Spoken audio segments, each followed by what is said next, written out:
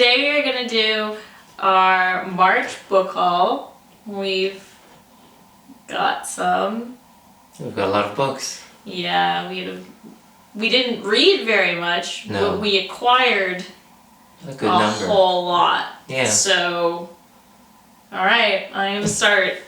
This is one of my all-time favorite books. Yeah. No One Belongs Here More Than You, Stories by Miranda July. I haven't read her new one yet, but I've been dying for a copy of this. It's a little bit hard to find, and it's wonderful, and I finally have a copy. It is wonderful. My first books come from the New Canadian Library. Anytime I'm recommending Canadian literature, I always refer back to the New Canadian Library because they're reliable. I found 2 books from them. The first is The Stone Angel by Margaret Laurence, and the second is Mad Shadows by Mary Claire Blais. And I'm particularly interested in Mad Shadows. She's been compared to Françoise Sagan, whose Bonjour, Tristesse was written when she was maybe 19. She was quite young too, Mary Claire Blais. So, I'm curious. We'll see. Has anyone else read her?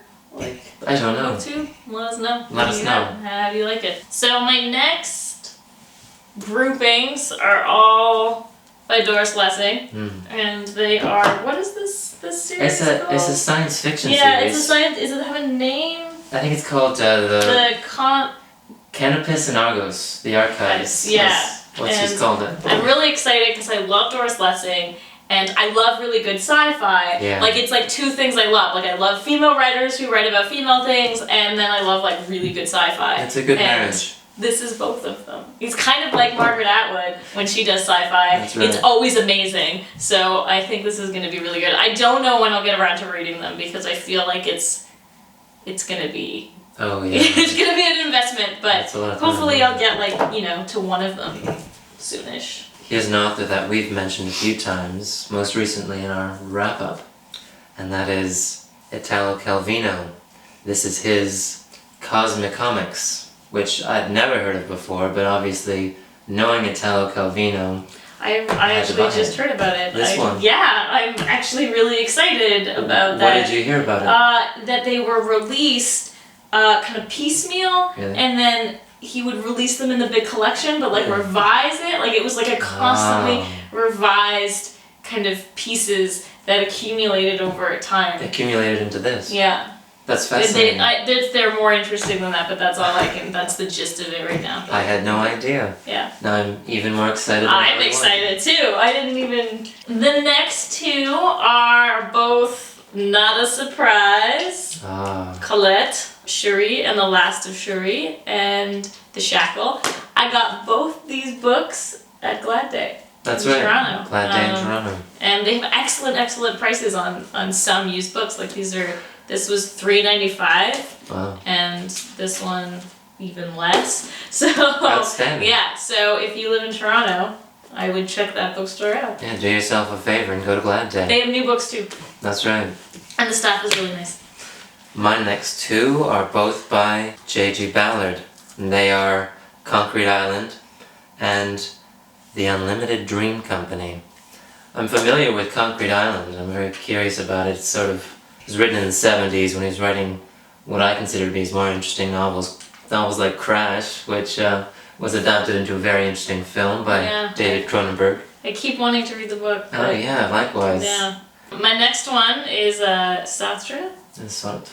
The Wall. I don't remember how this got... I gave it to you because there's an inscription. I was always fascinated by inscriptions. Yeah. Oh, yeah, there is. And I really like this cover. It's nice. Here's a collection of short stories by an author who's, I consider him one of my favorite short story writers. Me too. And that's Donald Barthelme. This is his Overnight to Many Distant Cities. It's a collection I'd never heard of. I'm familiar with his 40 stories and his 60 stories, but I think this is the last collection he wrote before he died. Really? Yeah, so very interested. That's exciting. It is.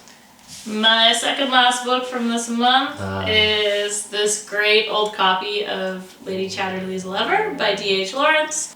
It's really just It's a great old copy. It's a great old copy. It's so old that it says that it must not enter the United Kingdom or the United States because the ban was still in place. It was still a banned book. So that's pretty cool. Another author I've mentioned before, one who I admire, is William H. Gass. And this is his In the Heart of the Country and Other Stories. I've read this one. I own it. I wanted another copy. I bought another copy. What? I know. Why? I can't. We're supposed to. We are both supposed to be downsizing. Paring down our collections. But I love William H. Gass. And I love this collection. No, there's no excuse. There's no excuse. There's no excuse. But I did it anyway. Yeah, okay. So my last book for the month is Naomi Klein's The new Naomi Klein. latest This Changes Everything. Yeah. And I got it signed. Lucky you. Somewhere. There it is. See? Yeah, so that's pretty cool. Very cool. So that was my exciting get for the month. Yeah. That's it. That's it for. Those are your hauls. That's my house. Not so. Mine. This one's not so big. I've got one left. This is a truth be told, another double. Oh. But it's a first edition. It's a first edition of. Does that mean you're gonna sell your other one? We'll see. It's a first edition of William Gaddis's A Frolic of His Own. And what's funny about this is that William Gaddis, for an introduction to one of Gaddis's books, Gaddis is a reclusive writer. And he'd been asked, William Gaddis, if he was William Gaddis. That's how reclusive and mysterious William Gaddis is. Huh. I've read only one of his novels, but I loved it. That was Carpenter's Gothic. And I strongly recommend it. It's fantastic. And that's it. Yeah, we're done. Those are yours, those are mine. That's our haul for this month. Bye. Bye.